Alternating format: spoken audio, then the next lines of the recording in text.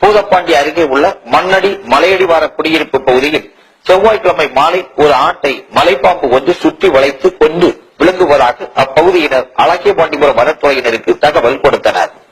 அதைத் தொடர்ந்து வனச்சரகர் சுப்பிரமணியம், வனவர் ராமலிங்கம் மற்றும் ஊழியர்கள் சம்பவ இடத்திற்கு விரைந்து சென்று பார்த்தனர். அப்போது அந்த மலைப்பாம்பு சுமார் 15 கிலோ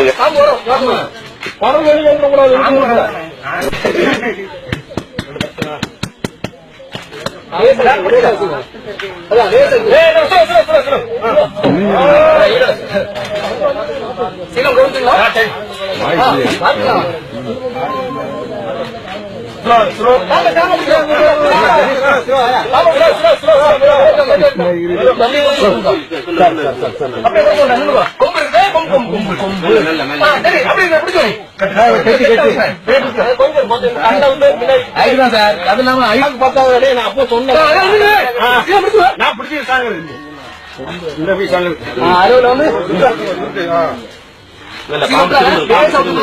மெல்ல மெல்ல